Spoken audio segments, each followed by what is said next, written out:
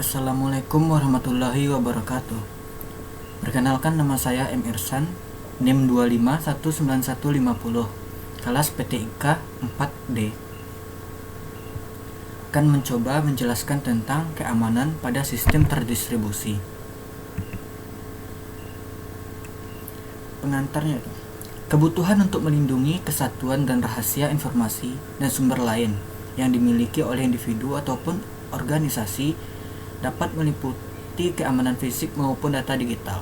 Yang kedua, yaitu kebutuhan ini muncul karena sumber tersebut digunakan secara bersama. Ancaman dan serangan yang datang terhadap keamanan sistem terdistribusi. Itu tujuan utama dari sebuah keamanan adalah untuk membatasi akses informasi dan sumber hanya untuk user yang memiliki hak akses. Ancaman keamanan pertama yaitu leak, yaitu pengambilan informasi oleh user yang tidak memiliki hak akses. Yang kedua itu tampering, yaitu pengubahan informasi secara ilegal. Yang ketiga itu vandalisme, yaitu gangguan operasi sistem tertentu. Serangan pada sistem terdistribusi tergantung pada pengaksesan ke saluran komunikasi yang ada atau membuat saluran baru yang disamarkan secara ilegal. Jenis serangan yaitu yang pertama serangan pasif, hanya mengamati komunikasi atau data. Kedua itu serangan aktif, yaitu memodifikasi komunikasi atau data seperti pemalsuan, pengubahan email, TCP atau IP, spoofing.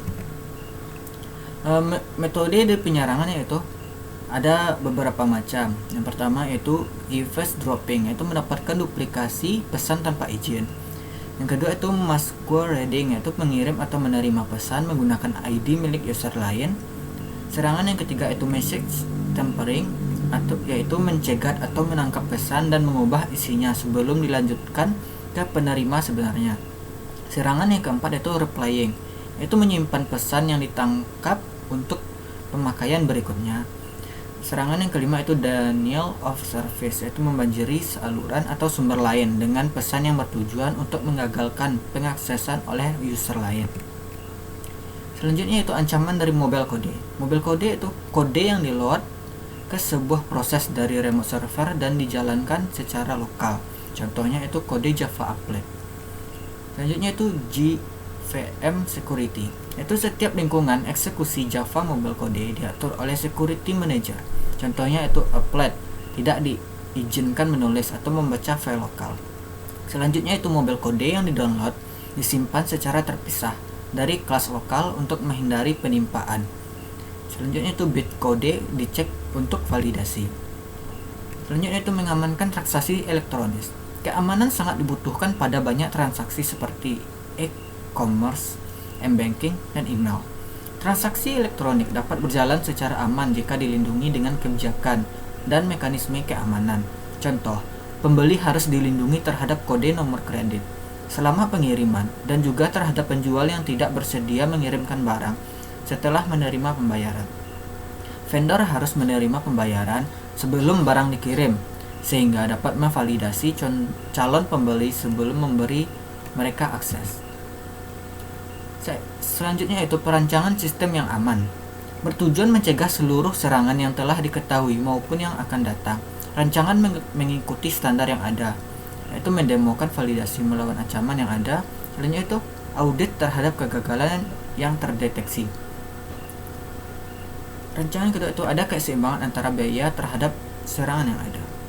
Beberapa rancangan yang buruk, ada macam-macam atau beberapa rancangan yang buruk, yaitu antarmuka dibuka, jaringan yang tidak aman, membatasi waktu dan ruang lingkup setiap kunci rahasia.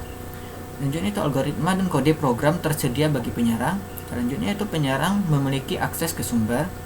Yang terakhir itu meminimalkan komputer yang menjadi inti implementasi sistem. Selanjutnya itu kebijakan dan mekanisme. Pada keamanan fisik digunakan. Pertama itu kebijakan atau layanan keamanan. Terdiri dari beberapa macam, yaitu aturan yang mengatur pengaksesan ataupun berbagi sumber yang tersedia, menyangkut apa saja yang diterapkan. Contoh, kebijakan untuk suatu dokumen. Hanya sekelompok pegawai yang diperbolehkan untuk mengakses. Mekanisme keamanan, yaitu kebijakan dapat dijalankan dengan bantuan mekanisme keamanan, menyangkut bagaimana menerapkannya. Contoh, mengakses dokumen dikontrol dengan distribusi yang terbatas dan tersembunyi. Selanjutnya itu, pemisahan antara kebijakan dan mekanisme keamanan akan membantu memisahkan kebutuhan implementasinya. Itu kebijakan menspesifikasikan kebutuhan, mekanisme yang menerapkan spesifikasi kebijakan tersebut. Selanjutnya itu security service menurut definisi OSI. Pertama itu access control, yaitu perlindungan dari user ilegal. Kedua itu authentication atau itu menyediakan jaminan identitas user. Ketiga itu confidentiality, yaitu perlindungan dari pengungkapan identitas secara ilegal. Yang keempat itu integrity, yaitu perlindungan dari pengubahan data secara ilegal. Selanjutnya itu non-repudiation, yaitu perlindungan dari penolakan terhadap komunikasi yang pernah dilakukan. Dasar mekanisme keamanan yang dibangun, yaitu pertama, enskripsi digunakan untuk menyediakan kerahasiaan, dapat menyediakan authentication dan perlindungan integritas. Selanjutnya itu digital signature digunakan untuk menyediakan authentication, perlindungan integritas dan no repudiation. Selanjutnya itu algoritma checksum atau hash digunakan untuk menyediakan perlindungan integritas dan dapat menyediakan authentication.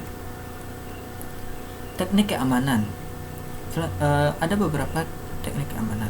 Pertama itu enskripsi adalah proses pengkodean pesan untuk menyembunyikan isi.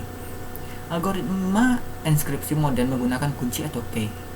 Kunci kriptografi adalah parameter yang digunakan dalam algoritma enskripsi, di mana hasil enskripsi tidak dapat dideskripsi tanpa kunci yang sesuai. Tipe algoritma enskripsi yang pertama itu shared secret key, yaitu pengirim dan penerima harus berbagi kunci dan tidak diberikan kepada orang lain. Yang kedua itu public atau private key pair, yaitu pengirim menggunakan public key untuk mengencrypt pesan, menerima menggunakan private key yang cocok untuk mendecrypt pesan. Selanjutnya itu manajemen kunci. Kelas kunci ada beberapa macam, yaitu short term session key, yaitu disebut juga dengan ephemeral keys. Secara umum dibuat secara otomatis dan tidak tampak, digunakan untuk satu kali session kemudian dibuang. Kelas kunci yang kedua itu long term keys, dihasilkan secara eksplisit oleh user. Tujuan long term keys ada dua, itu pertama authentication, termasuk kontrol akses, integritas dan non-repudiation. Yang kedua itu confidentiality, yaitu membuat session key, melindungi data yang tersimpan. Selanjutnya itu perkembangan dan isu-isu mengenai keamanan dalam sistem terdistribusi pada saat ini. Keadaan pandemi saat ini menjadi ujian untuk ketahanan digital, mulai dari kebijakan untuk bekerja dari rumah, hingga aktivitas lain seperti belajar dan berbelanja pun dilakukan dari rumah dan secara daring. Keadaan ini pun memaksa orang-orang untuk bersentuhan dengan teknologi.